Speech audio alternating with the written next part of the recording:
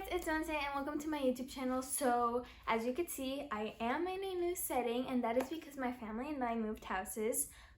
Also, I did a moving vlog, so I'll leave it here. I did it in French, so that was fun. So in today's video, I'm going to be talking about like how to create your language routine.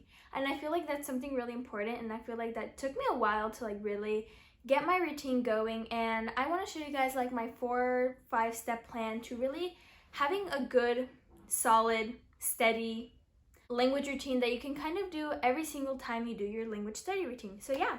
Also guys, stick around for like the end because I will be sharing with you guys like a special announcement that I have. So yeah, anyways, let's just get right into the video. Okay guys, so first things first, I'm going to be sharing with you my own language routine just so that you can get an idea of how my language routine is. Okay, I'm learning 3 languages. I'm learning Italian, Mandarin, and French. French is my, I guess, strongest language. That is the one that I have been studying for the most. So basically, my like daily routine is the same almost for every single language. And some people may not agree with me, some people may agree with me, but I'm just going to share with you guys my personal opinion, and that has helped me honestly so much in really getting the most like effective study routine plan. You know what I'm talking. Okay, so basically for, let's just say for French, my study routine is I first listen to a video. Okay, any video, it doesn't really matter what. It's honestly, I mostly do vlogs. I mostly like watching vlogs and all that type of stuff. The second thing that I do is focus on vocab. Vocab for me is like one of the most important factors of like learning a language. So because even though I know French, I know vocab in French, I still like just incorporating some new vocab words in that I didn't know before. So that is what I like to do. Third thing that I do is I focus on grammar. I focus on grammar because that is just because French is my strongest language. That is like, you need to be, after you know like the language a lot, you kind of need to like, you know, advance more and obviously focus more on like grammar before, like after you know like all the vocab and all that sort of stuff. So yeah. And then the fourth thing that I do for my language study routine is I either read, I listen, or I speak the language. You know, I either have a book in French or I usually have like some online. I listen again to the language just to like, you know, really get that French into my study routine. Or I either speak it, and I don't have anyone to speak the language with, but I do speak it with just myself because I'm cool and I like speaking to myself. That is so weird. So yeah guys, so that is basically, and honestly, those are the 4 main factors: listening, vocab, grammar, and then reading, speaking, or, you know, listening again. So those are like the 4 main factors that I focus on, and it's the same for each language. However, the time that I spend doing each thing is different for each language. I don't know if that makes sense. So I just wanted to give you like a little like head start as to like what my language routine is. Okay, so now guys, I'm going to explain to you how I personally organize my daily schedule routine, how I plan it, how I do it, and what I do.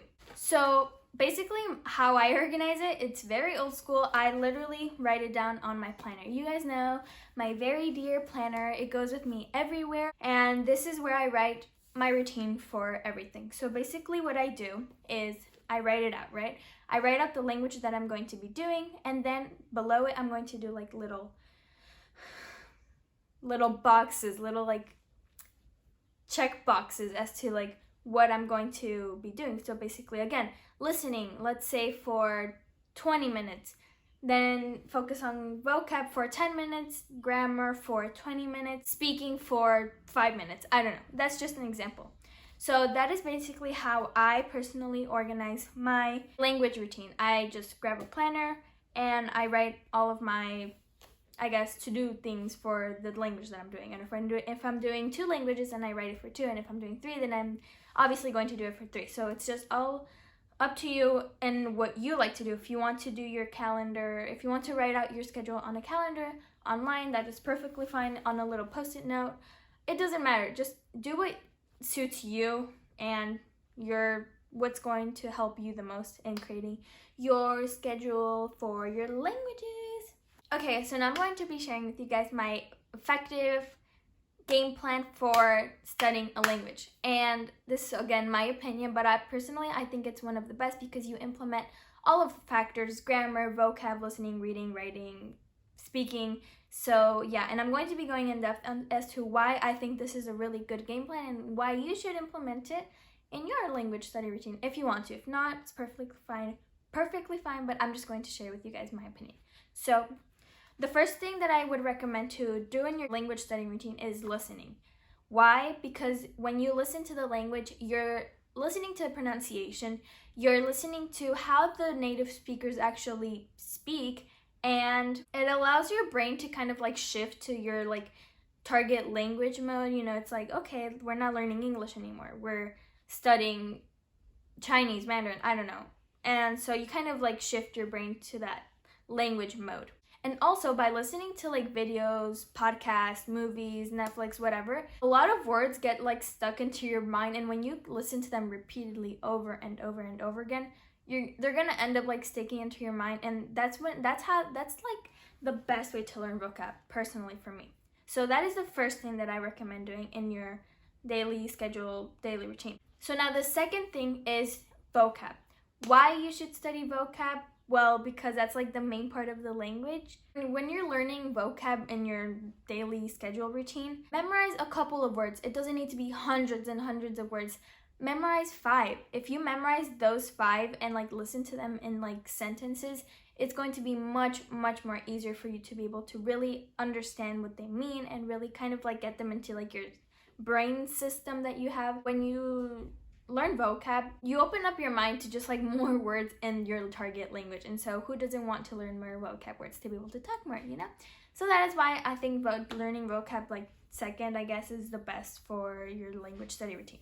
So now comes my third main thing to do in your language study routine, which is grammar. And this depends on if you're a beginner, an intermediate, or a advanced in your language. So personally, because I'm a beginner in Mandarin, I'm not focusing so much on vocab. What I'm focusing on are characters and pronunciation. That is what I'm focusing on right now. Right now, I'm doing like barely any grammar. The only thing grammar related that I'm doing in Mandarin is doing the sentences, just like writing out sentences. But that's basically, I'm not studying like sentence structures or like much verbs. I'm just focusing on vocab and pronunciation.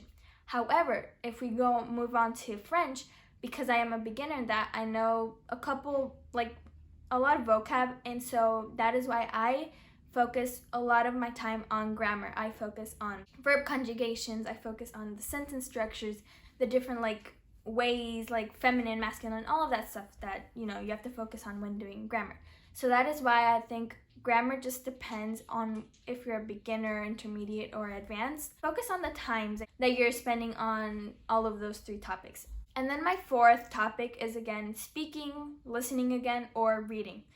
And I feel like this is just a nice way to like kind of close out your language studying routine, because if you choose to do speaking, just speak to yourself, and if you have someone to speak with, that is just much better. But maybe just speak to yourself 5 minutes in the mirror. It's kind of weird, but at the same time, it's like good practice, because even though you might not say things like correctly, you're still like moving your mouth in order to like say like words in your target language. That is personally what I do in French and sometimes in Mandarin and Italian. If you're going to be doing reading, read out loud. Don't read in your mind, because it's not going to help you at all. When you read like out loud, you're moving your mouth, you're just reading the words, and it's just going to like benefit you more if you do read out loud. And if you listen to the language, watch some vlogs, because when you watch vlogs, they're mostly native speakers that do those vlogs, and you're just going to be able to like know more like of the natural kind of informal way that they speak the language. And that is just the way that most people in that country speak the language. You know, not everyone speaks like very formal, elegant like language. Most of the time people speak pretty like informally, but that's just how languages are. So yeah. Okay guys, so that is basically my entire like game plan, I guess, to studying languages. And again, focus on the times that you're spending for each section, I guess. That just depends on you and what your main goals are and what like level you are in that language. But yes, again, this is just my opinion, but personally it has helped me so much in improving my language studying routine and just not wasting so much time on doing things that won't benefit my language progress in my target languages. So yeah. Okay guys, so that is basically it for the video, but now it is time for the special announcement that I kind of have. It's not really a special announcement, but I don't know. So guys, I can't believe it. We are at 140 subscribers, and that might seem like very little to some people, but to me that just means the world. I am so insanely grateful for each and every person that subscribes and watches my videos and comments and just really that is very supportive in my channel and to me. And so because I feel like we're going to be hitting 200 subscribers very soon, hopefully, I want to do a Q&A for just so that the people that are coming in and the people that are here can just get to know me a bit more and just kind of like me. And so what I want to do when I hit 200 subscribers is I want to be doing a Q&A. And so for this Q&A, I literally can talk about anything you guys want. I can answer any questions you guys want relating to language learning, my school, personal life, and just any like general questions that you guys may have about me. I would be so insanely happy to answer them for you guys. So because I'm not using social media, you guys could comment the questions down below in the description. So yeah, if you guys do have any questions at all, leave them down in the description and I will be answering them when we get to 200 subscribers. And I'm so excited to do that just because I want you guys to get to know me a bit better and answer your questions that you guys may have for me. Thank you guys so much for watching this video. I really hope it was helpful, beneficial for you guys, and that you guys maybe got something out of this. So yeah, also if you guys have any video suggestions, don't be afraid to like comment them down below. I want to make videos that you guys really enjoy and that you guys want to see. Literally, it can be anything: language learning, school, grades, my daily routine. It doesn't matter. Just leave the videos down below and I will check them out. I hope you all have a very amazing day. Bye guys!